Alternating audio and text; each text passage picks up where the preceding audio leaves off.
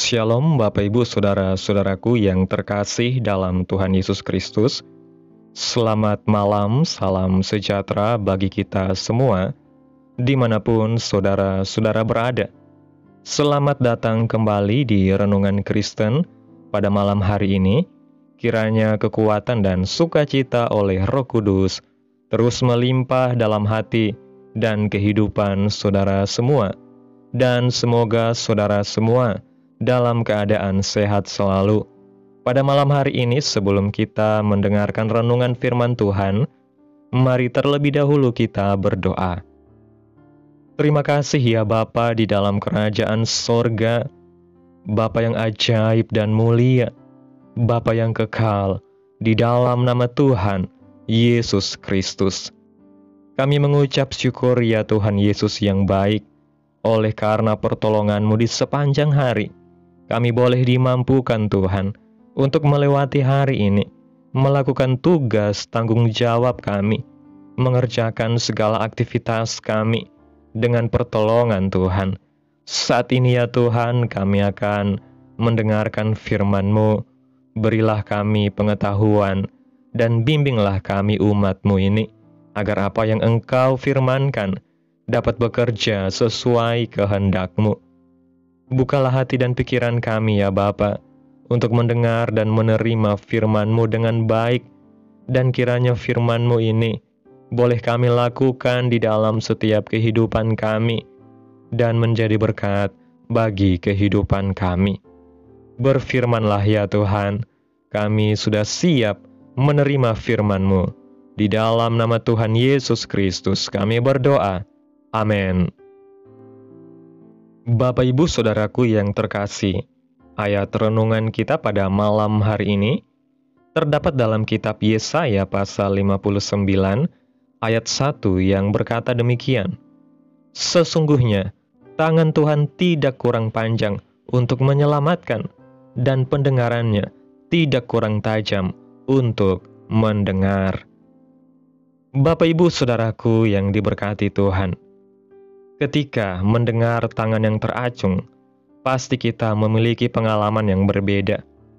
Mungkin kita teringat waktu kita sekolah, guru akan mengatakan siapa yang bisa menjawab, silakan acungkan tangan. Atau ketika guru mengabsen kehadiran murid, pasti murid-murid akan mengacungkan tangan sebagai bukti kehadiran kita di dalam kelas. Mungkin kita juga teringat waktu kecil, orang tua mengacungkan tangannya ke arah kita, tanda melarang kita melakukan sesuatu atau marah kepada kita. Ini adalah contoh-contoh dalam kehidupan kita sehari-hari. Allah ketika ingin menyampaikan sesuatu kepada manusia juga menggunakan hal-hal yang sederhana yang dimengerti oleh manusia. Dalam Alkitab ditulis beberapa contoh tentang tangan Tuhan yang teracung. Dalam kitab Rut pasal 1 ayat 13 bagian B mengatakan, bukankah jauh lebih pahit yang aku alami daripada kamu? Sebab tangan Tuhan teracung terhadap aku. Ini contoh yang dirasakan Naomi secara pribadi. Ketika penderitaan dan kesusahan datang, dianggap tangan Tuhan sedang teracung sebagai bukti sedang melawan dirinya. Ini adalah pengalaman Naomi pribadi. Bagaimana Alkitab menjelaskan tangan Tuhan yang sedang teracung? Tangan Tuhan yang teracung bisa mengakibatkan dua keadaan yang berbeda. Tangan Tuhan yang teracung berbicara tentang kekuasaan yang Tuhan miliki. Tangan Tuhan yang sama berkuasa untuk menyelamatkan atau menghancurkan. Yang pertama, menyelamatkan. Dalam kitab Ulangan pasal 5 ayat 15 mengatakan, sebab haruslah kau ingat bahwa engkau pun dahulu budak di tanah Mesir, dan engkau dibawa keluar dari sana oleh Tuhan Allahmu dengan tangan yang kuat dan lengan yang teracung. Itulah sebabnya Tuhan Allahmu memerintahkan engkau merayakan hari Sabat. Dan dalam kitab Keluaran pasal 6 ayat 5, terjemahan firman Allah yang hidup mengatakan, sekarang aku telah mendengar ratapan bangsa Israel yang sedang diperbudak oleh orang-orang Mesir, dan aku ingat akan janjiku. Allah melalui Musa mengingatkan bangsa Israel Ketika mereka bertobat, berbalik dan berseru kepada Tuhan, Tuhan mendengar erangan atau tangisan dan seruan doa-doa bangsa Israel dalam penderitaan mereka. Kita lihat di sini tangan Allah yang penuh kuasa, siap teracung, menyelamatkan dan memberikan kemerdekaan kepada bangsa Israel dengan cara yang ajaib. Allah mengizinkan mereka diperbudak karena mereka melanggar perjanjian dengan Allah untuk setia beribadah hanya kepada Allah. Namun faktanya, selain menyembah Allah, mereka juga menyembah Allah-Allah lain, Allah-Allah bangsa di sekitar mereka, yang terbentuk dari patung-patung dan pohon-pohon. Dalam kitab 2 Raja-Raja pasal 17 ayat 36 mengatakan, "Tetapi Tuhan yang menuntun kamu dari tanah Mesir dengan kekuatan yang besar dan dengan tangan yang teracung, kepadanyalah kamu harus berbakti, kepadanyalah kamu harus sujud menyembah dan mempersembahkan korban." Bagaimanapun keadaan kita saat ini, jika kita datang kembali kepada Tuhan, berseru, memohon dengan jeritan dan tangisan kepada Tuhan, Tuhan akan bertindak dengan kuasa-Nya yang besar untuk menolong dan menyelesaikan masalah dan pergumulan kita dengan cara yang ajaib. Sebagaimana bangsa Israel dibebaskan tanpa melakukan peperangan melawan orang Mesir, hanya dengan ketaatan kepada perintah Tuhan, kita juga akan ditolong, dibebaskan, jika kita kembali kepada Tuhan dan taat kepada Tuhan. Yang kedua, menghancurkan atau membinasakan. Dalam kitab Yesaya pasal 5 ayat 25 mengatakan, "Sebab itu, bangkitlah murka Tuhan terhadap umat-Nya, diacungkannya tangannya terhadap mereka, dan dipukulnya mereka. Gunung-gunung akan gemetar, dan mayat-mayat mereka akan seperti kotoran di tengah jalan. Sekalipun semuanya ini terjadi, murkanya belum surut, dan tangannya masih teracung."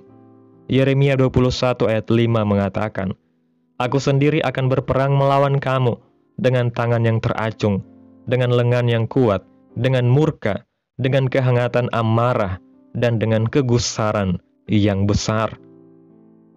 Tangan Tuhan yang sama melawan, menghancurkan bangsa yang sama juga. Ketika bangsa Israel berdosa dan murtad, tangan Allah tidak segan-segan melawan dan menghancurkan mereka tanpa terkecuali. Generasi muda atau generasi tua, semua diperlakukan sama.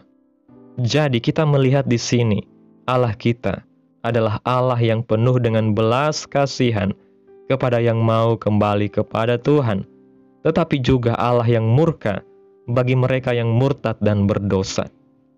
Pilihan ada di tangan kita. Jika kita ingin tangan Allah teracung, menolong dan menghalau semua musuh kita, hiduplah dalam ketaatan dan perkenanan Tuhan. Demikian sebaliknya, jika kita terus hidup dalam ketidaktaatan, maka tangan Tuhan akan teracung, menghancurkan kita.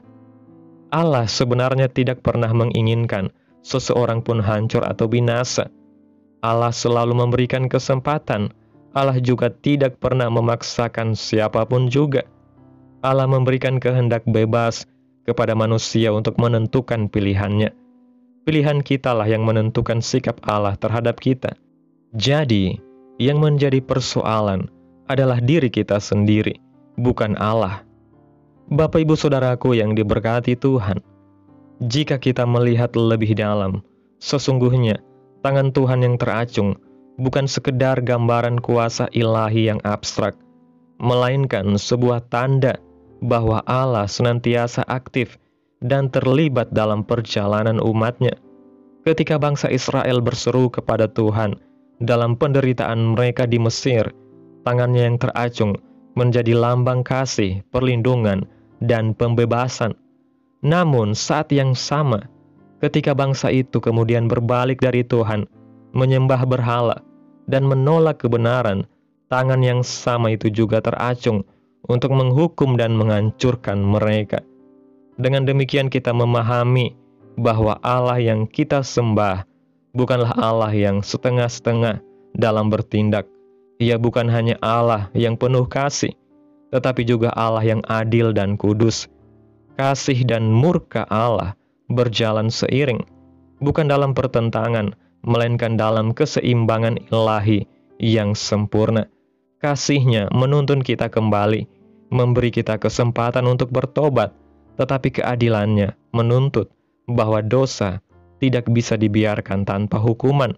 Oleh karena itu, pilihan terbesar dalam hidup kita adalah apakah kita mau berada di bawah naungan tangan Tuhan yang teracung untuk menyelamatkan, ataukah kita memilih hidup dalam pemberontakan sehingga tangan yang sama akan menghancurkan kita?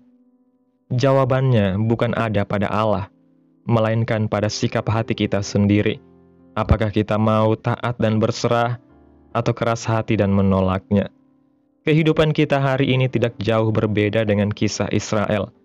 Kita mungkin tidak lagi diperbudak secara fisik oleh bangsa asing, tetapi banyak dari kita diperbudak oleh dosa, oleh keserakahan, oleh hawa nafsu, oleh kebencian, bahkan oleh hal-hal duniawi yang membuat hati kita jauh dari Allah. Tangan Tuhan masih sama.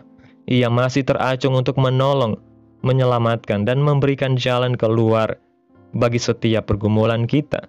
Tetapi kita pun harus sadar bahwa tangan yang sama bisa berbalik melawan kita bila kita terus hidup dalam ketidaktaatan. Pesan ini harus menjadi peringatan sekaligus penghiburan.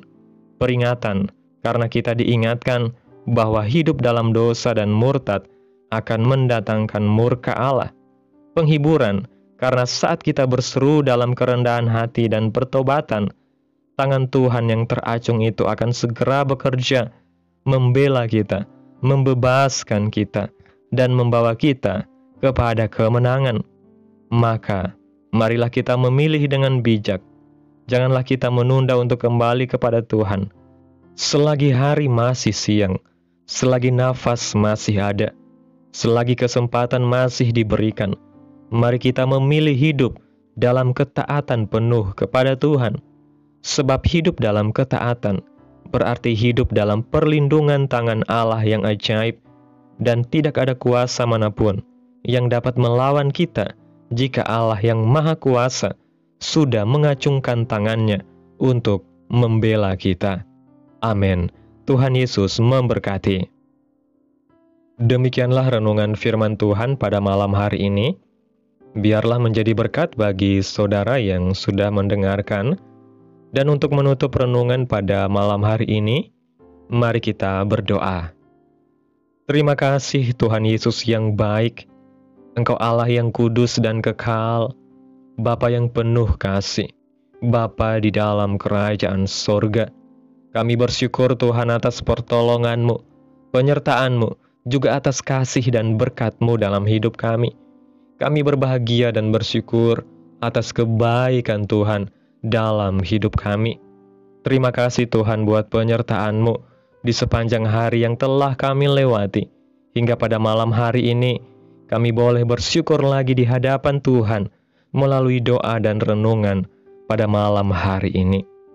Terima kasih Tuhan buat firman-Mu yang begitu indah, yang sudah kami dengarkan pada malam hari ini. Kami bersyukur karena Engkau Allah yang nyata, Allah yang tangannya teracung untuk menolong sekaligus mengingatkan kami. Ajarlah kami untuk senantiasa hidup dalam ketaatan, sehingga tangan-Mu yang teracung itu menjadi tanda pembelaan dan perlindungan bagi kami, bukan tanda murka dan penghukuman. Tolong kami agar selalu memilih jalan yang benar, kembali kepadamu dengan hati yang hancur dan rendah hati, serta setia mengikuti perintah-Mu di tengah dunia yang penuh dengan godaan ini. Kami serahkan hidup kami sepenuhnya ke dalam tangan Tuhan yang penuh kasih, kuasa, dan keadilan. Terima kasih Tuhan buat firman-Mu, tanamkan dalam hati kami, mampukan kami untuk dapat melakukan firman-Mu di sepanjang kehidupan kami. Biarlah perkataan firman-Mu terus menyegarkan jiwa kami, menghidupkan hati yang lemah dan lesu, dan membangkitkan harapan dan kasih. Berkati umat-Mu ya Tuhan, yang sudah mendengarkan renungan firman Tuhan pada malam hari ini. Berkati di setiap saat, tempat, dan kondisi hidup mereka, agar senantiasa selalu merindukan dan membutuhkan firman Tuhan sebagai pelita kebenaran yang memerdekakan dan penghiburan yang menguatkan. Ajarilah kami bahasa firman-Mu dan bimbinglah kami untuk selalu hidup sesuai dengan kehendak-Mu, agar kami selalu dekat kepadamu. Kiranya Engkau terus memberkati kehidupan kami, keluarga kami, sanak saudara kami, daerah tempat tinggal kami, bangsa dan negara kami, pemerintah kami. Biarlah semuanya dalam kendali-Mu Tuhan, dan kiranya damai dan sejahtera-Mu turun menaungi bangsa dan negara kami, dan biarlah kehendak-Mu yang jadi sesuai yang terbaik dalam kehidupan kami. Hamba berdoa ya Tuhan, buat umat-umat-Mu yang sudah mendengarkan renungan firman Tuhan pada malam hari ini, yang saat ini sedang mengalami sakit penyakit, pergumulan masalah, kebutuhan ekonomi. Kiranya Tuhan jamah kehidupan umat-umat-Mu, sembuhkan sakit penyakit mereka ya Bapa, pulihkan keadaan umat-umat-Mu, memberkati perekonomian mereka, serta Tuhan berikan jalan keluar dalam setiap pergumulan masalah yang umat-umat-Mu sedang hadapi. Dan ajarlah kami Tuhan untuk selalu berharap dan percaya sepenuhnya hanya kepada Tuhan Yesus. Pada malam hari ini Tuhan, kami akan beristirahat dalam tidur kami. Tutup bungkus kami oleh kuasa-Mu Tuhan. Hindarkan kami dari segala kecelakaan, mara bahaya, sakit penyakit, orang-orang jahat, kuasa-kuasa kegelapan, iblis, bencana-bencana alam, hal-hal yang tidak kami inginkan. Tuhan singkirkan, Tuhan jauhkan, Tuhan hancurkan, hanya di dalam nama Yesus. Kiranya Engkau sertai dan lindungi kami di sepanjang malam ini, sehingga kami boleh bangun besok pagi dengan tubuh yang sehat, kuat, serta diberkati Tuhan. Terima kasih ya Tuhan Yesus yang baik. Inilah yang menjadi doa kami. Mari kita berdoa. Bapa kami yang di surga, dikuduskanlah nama-Mu, datanglah kerajaan-Mu, jadilah kehendak-Mu di bumi seperti di surga. Berikanlah kami pada hari ini makanan kami yang secukupnya, dan ampunilah kami akan kesalahan kami, seperti kami juga mengampuni orang yang bersalah kepada kami. Dan janganlah membawa kami ke dalam pencobaan, tetapi lepaskanlah kami daripada yang jahat, karena Engkaulah yang mempunyai kerajaan, dan kuasa, dan kemuliaan, sampai selama-lamanya. Amin. Terimalah berkat Tuhan. Tuhan memberkati engkau dan melindungi engkau. Tuhan menyinari engkau dengan wajah-Nya dan memberi engkau kasih karunia. Tuhan menghadapkan wajah-Nya kepadamu dan memberi engkau damai sejahtera. Terimalah berkat Tuhan di dalam nama Tuhan Yesus Kristus. Amin. Selamat malam, selamat beristirahat. Tuhan Yesus memberkati.